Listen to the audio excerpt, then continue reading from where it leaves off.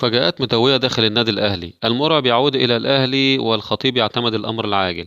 أعلن الناقد الرياضي أحمد جلال عبر حسابه الشخصي على فيسبوك أن حسام البدري سيتولى منصب المدير الفني الجديد للنادي الأهلي خلفا للأسباني خوسيه ريبيرو، حيث يأتي هذا القرار بعد مفاوضات مع نادي أهلي طرابلس الليبي حفاظا على العلاقات بين الناديين.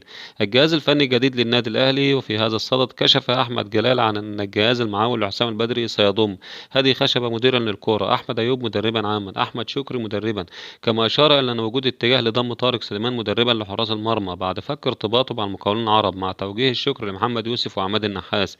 وكانت بعض التقارير قد أكدت بأن النادي الأهلي يفكر بالاستعانة بمدرب حراس مرمى أجنبي وهو ميشيل يانكون، ولكن هذا الأمر لم يتم حسمه بعد بشكل نهائي داخل أروقة مجلس الإدارة.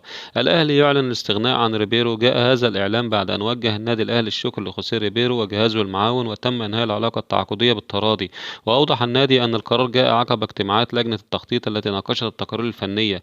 وأكدت المصادر بأن إدارة النادي الأهلي قد أشارت إلى أن النتائج لم تساعد على استكمال تجربة المدرب رغم تقدير النادي لجهوده الكبيرة منذ توليه المهمة خلفا المدرب السويسري مارسيل كولر. كشفت تقارير صحفية مغربية أن إدارة نادي نهضة بركان رفضت بشكل قاطع فكرة الاستغناء عن مهاجمها المتألق أسامة المليوي في ظل اهتمام النادي الأهلي بالتعاقد معه خلال فترة الانتقالات الحالية. ووفقا لما نشرته صحيفة المنتخب المغربية، فإن مسؤولي نهضة بركان أغلقوا الباب تماما أمام انتقال المليوي إلى الأهلي، مؤكدة أن النادي لن يسمح برحيل لاعبه إلى منافس مباشر في بطولة دوري أبطال أفريقيا. وأضافت الصحيفة: نهضة بركان لن يكون ساذجا ويمنح خصما إفريقيا قويا مثل الأهلي سلاحا هجوميا قد يستخدمه ضده في المنافسات المقبلة. المليوي صاحب ال29 عاما لفت الأنظار بقوة في بطولة أفريقيا للمحليين، حيث قاد منتخب المغرب لتحقيق اللقب بعد الفوز على مدغشقر في النهائي، وحصل على جائزة هداف البطولة بفضل أهدافه الحاسمة وأدائه الملفت ليصبح أحد أبرز المهاجمين المحليين في القارة الأفريقية.